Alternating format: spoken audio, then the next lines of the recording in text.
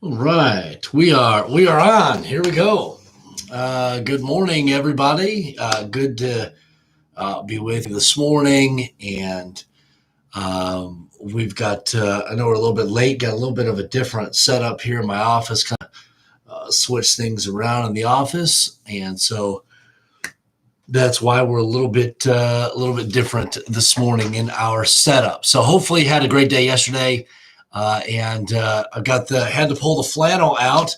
It's in the 50s today, so I like flannel, comfortable, all that good stuff. I just didn't think that July was the time to wear flannel, but here we are, and so. Not complaining. We're going to get a little bit of rain today. I think we're supposed to this morning, but it looks like throughout the rest of the day, just gonna be cloudy and that, so that's okay. But we had a great enjoy. I enjoy it when it rains. So hopefully you do too. We had a great night last night. Had a good group of people out for church last night, and always good to fellowship together. And had some great classes as well as we have our elective classes on Wednesday night. And so that was exciting. Just want to give you a couple of reminders. Don't forget, we've got church this weekend, so don't forget our times for that: 9:45 Sunday school, morning worship service at 10:30, and then also our teenagers are going to camp on Monday, and look forward to that. And so you be in prayer for our young people as they go to camp. It's going to be just a wonderful time for them. And it'll be a lot of fun. They make some new friends and maybe see some old ones from previous years. But pray that our young people are open, their hearts are open and attentive to the Word of God, and that God would do a great work in their heart as they attend camp next week. Okay, here we go. We're in Psalm 119. Psalm 119. As we continue to look at this psalm, let's look down at verse number 33. 33 is where we're at. Psalm 119, verse number 33. The Bible tells us this in Psalm 119, verse 33: "Teach me, O Lord, the way of thy statutes, and I shall keep it unto the end. Give me understanding, and I shall keep thy law.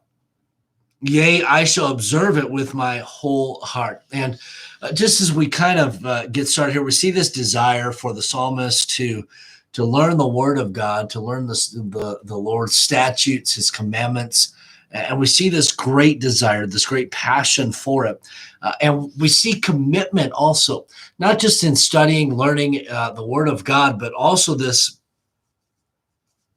commitment at the end of verse number 1, "And I shall keep it unto the end."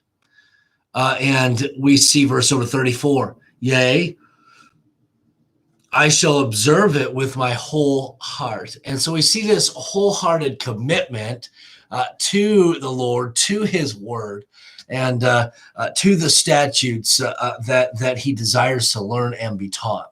And I want to encourage you today, and myself today, to wholeheartedly learn the Word of God and be taught by the Lord, be led by the Lord, and let's commit to living for the Lord and commit to serving the Lord in whatever capacity He has us, based upon what we learn from the Word of God. Let's look at verse number 35. "Make me to go in the path of thy commandments, for therein do I delight." Now, this is something that every young person, every individual that attends school struggles with: delight in learning and being taught. That's not something I think that comes very naturally to us, but it's something that I think we should desire to have, and that is to delight in the Lord, delight in what He's teaching us, and delight what He's showing us from His Word, and then also delight in how God is leading us as well. You see, the psalmist here says, "Make me to go." Verse 35: "To go in the path of thy commandments, for therein do I delight." And so just following the Lord, what he has for us, and then just being teachable and delighting in it. That's a hard thing to do, but what a challenge for us. Now, verse number 36, incline mine heart unto thy testimonies and not to covetousness. Get this now. Turn away mine eyes from beholding vanity, and quicken thou me in thy way. What a powerful statement here. To say, turn away my eyes, mine eyes from beholding vanity, and quicken thou me in the way. You think about this. The things of this life are but vanity. Much of the time that we spend in this life is spent on things that will not last for eternity. They're temporal. And the psalmist here says, turn away mine eyes from beholding vanity, from looking at, spending time on those worthless things. And may that be our prayer, that we would say, God, help me to see that which is eternal. Help me to invest my time, my monies, my energies into that which is eternal. God, help me to focus not on those things that are worthless, but God, help my focus to be on what you would have me to focus on. What a powerful statement here. To turn away mine eyes from beholding vanity. And that must be our prayer. You know what? This world is waxing worse and worse as we see it. And people are being drawn further and further away from the Lord.